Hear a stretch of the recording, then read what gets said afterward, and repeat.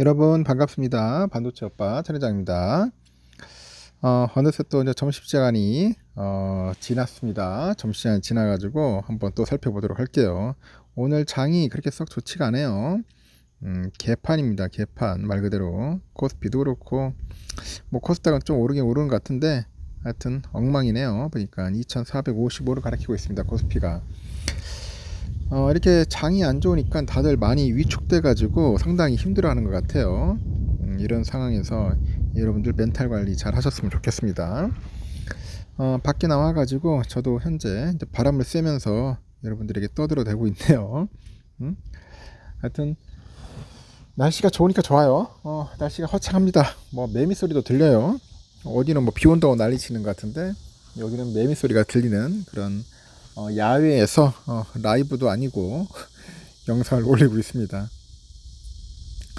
뉴욕 증시는 미국의 국채 금리 상승에 대한 우려에 또다시 하락을 했어요. 26일 날 보니까 뉴욕 증권거래소에서 다우지수가 전장보다 388.00포인트 하락을 해서 33,618.88로 거래를 마쳤고, S&P도 전장보다 63.91포인트 내려서 4273.53, 나스닥도 207.71포인트 떨어져서 13063.61로 잘 마감을 했습니다. 다우지수는 종가는 그 올해 6월 이후 가장 낮은 수준으로 5월 이후 처음으로 200일 이동평균선 아래에서 마감을 했어요. S&P 500은 6월 초죠. 이후 처음으로 4,300 아래에서 마감을 했고, 나스닥도 6월 초 이후 최저치를 경신을 했습니다. 투자자들은 국채금리 상승세와 달러 강세, 미국 연방정부의 셧다운 위험 등을 현재 주목을 하고 있다는 거죠.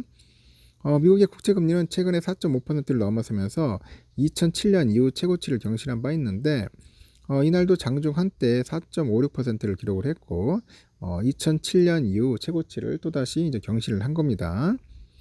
연방준비 제도가 오랫동안 고금리를 유지할 것이라는 우려에 금리는 계속 상승 압력을 받고 있어요. 인플레이션 우려에 대해서 계속 경고해온 제이미 다이먼 JP 모건이죠. CEO가 JP에서 7%의 금리를 언급을 하더라고. 7%의 금리. 그러다 보니까 투자 심리를 악화시킵니다. 이제 다이먼 CEO 이놈 참 골 때리는 놈이네. 무조건 뭐 터진 입이라고 무슨 7%까지 이야기를 하고 괜히 보면은 주식장을 위축시키려고 그냥 하는 것 같아요. 뭐 그 정도까지 가겠나? 하여튼 다이먼은 이날 인터뷰에서 금리가 3%에서 5% 오를 때보다 5%에서 7% 인상하는 것이 훨씬 고통스러울 것이다. 전 세계가 금리 7%에 준비가 돼 있는지 모르겠다. 이렇게 우려를 합니다. 연준의 당국자들이 이제 추가 긴축 가능성을 열어두는 발언을 잇따라 내놓는 점도 금리 상승의 압박을 이제 가하고 있는 거죠. 앞서서 그 수잔 콜린스죠. 그 보스턴 연방준비은행 총재가 금리가 이전 전망보다 더 높게 더 오래 유지될 수 있다고 언급을 했는데, 닐 카시카리 미니애폴리스죠. 연은 총재도 한 차례 금리를 더 인상할 필요가 있다고 이제 주장을 하는 겁니다. 이러한 발언들은 미국 달러화 가치도 끌어올리고 있습니다. 주요 6개 통화에 대한 달러화 가치를 보여주는 ICE 달러 지수가 전날보다 0.16% 올라서 106.17로 근방에서 거래가 됐어요. 무디스가 연방정부의 업무 중단인 셧다운이 신용등급에 부정적인 영향을 미칠 거라는 경고한 점도 투자 심리를 악화시킨 거죠. 미국 정치권의 갈등에 따른 경제 불확실성 확대는 미국의 국가 신용등급을 위협하는 요인이 되고 있습니다. 신용평가사 피치는 재정 악화와 국가 채무 부담, 거버넌스 악화 등을 이유로 지난달 미국식 국가 신용등급을 한 단계 강등한 바가 있어요. 이러다 보니까 이날 발표된 경제지표도 이제 부진을 한 거죠. 컨퍼런스 보드가 발표한 9월 소비자 신뢰지수도 103.0으로 전달에 108.7에서 하락을 했는데, 시장의 예상치인 105.5도 밑돌았습니다. 이렇게 상무부가 발표한 그 8월 계절 조정 신규주택 판매는 전월 대비 8.7% 감소한 연율 67만 5천 채를 기록을 해요. 전달에 73만 9천 채보다 줄어든 것인데 시장이 예상한 69만 5천 채도 밑돌았습니다. 미국의 주택 가격은 역대 최고치 수준으로 다시 올랐습니다. S&P의 그 코어로지 케이스 실러에 따르니까 올해 7월 전미 주택 가격 지수가 계절 조정 기준으로 전월 대비 0.6% 올라서 6개월 연속 이제 올랐습니다. 20대 도시 주택 가격 지수도 전월 대비 0.9% 올라서 6개월 연속 상승했어요. S&P 500은 유틸리티 관련주가 3% 이상 하락을 했고 이미 소비재랑 이 부동산 관련주가 각각 2%, 1% 이상 떨어졌어요. 이날은 11개 업종이 모두 하락세를 이제 보였고요. 테슬라의 주가는 EU가 시행키로 한 그 중국산 전기차 반보조금 그 조사에서 테슬라도 예외가 되지 않을 거다 그런 보도 때문에 1% 이상 하락을 했고요.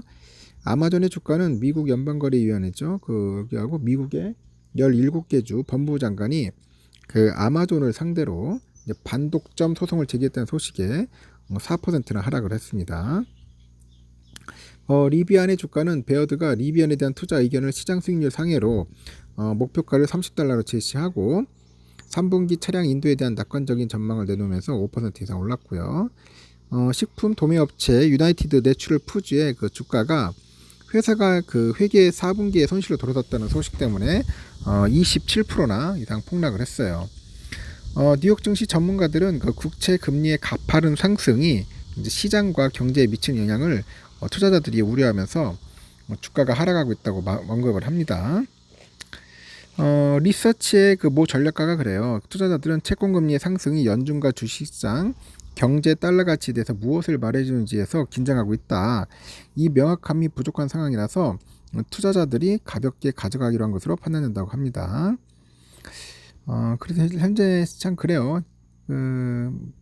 금리 인상이 이제 미국 소비자들에게 영향을 미치기 시작했다는 우려 때문에 시장 약세에 좀 기여하고 있지 않느냐 뭐 그런 이야기들 하고 있는데 주시장이 달러와의 정고점 돌파, 유가 급등에 따른 그 수익의 압박, 그리고 시장 금리의 지속적인 그런 상승 등에 따라 가지고 더 지속적인 충격에도 직면해 있다고 경고하는 사람도 있어요. 현재 패드워치에 따르니까 연방기금 그 금리 선물 시장에서 연준이 11월에 금리를 동결할 가능성을 81%로 보는 것 같습니다. 그리고 시카고 옵션 거래소의 변동성 지수가 전장보다 2.04포인트 올라서 18.94를 기록을 하고 있어요. 일단 상황은 이렇고요. 문제는 뭐가 지금 삼성전자가 좀 빠지고 있죠, 여러분. 68,400원 정도 현재 빠지고 있습니다. 아침에 좀 오르는 것 같더니 아침에는 한 69,100원까지 가더니 다시 또 밀려가지고 현재 빠지고 있고, 외인들은 많이 들어옵니다. 외인들은 지금 현재 뭐 많이 사고 있어요. JP도 한 122만 주, CT 68만 주에서 한 203만 주 정도 순매수하고 있고, UBS가 좀 팔기도 하고 있습니다. 오늘 보니까 그 기관애들이 겁내 파는 것 같아요. 지금 보니까. 우선주는 현재 54,200원 정도 좀 보합권에서 좀 왔다 갔다 하고 있습니다. 지금 보니까. 그렇게 뭐 썩 좋지는 않아요. 그래도 더 올라가야 하는데 오르지 못하고 있고, 현재 외국인들이 한 11만 주 순매수 하는데 골드만이 좀 타네요. 순매도가 더 많아요. 모건 스탠리가 한 14만, 메릴린치 4만, 골드만 3만 3천, CL이 2만 5천 이렇게 매도를 하고 있습니다. 결론은 외인들이 좀 많이 팔고 있어요. 우선주는 팔고 있고 본주는 사고 있다. 오늘이 뭐 배당 그 기준일이기 때문에, 기준이라기보다 오늘까지 사야 돼요. 그래야지만이 나중에 11월달 배당 받을 수 있습니다. 내일부터 휴장이기 때문에 오늘까지가 기회인 것 같습니다. 배당 한 푼이라도 받고 싶은 분들은 오늘까지 사시고, 아닌 분들은 그냥 잠시 관망해도 괜찮으니까 여러분 편한 대로 하시기 바랍니다.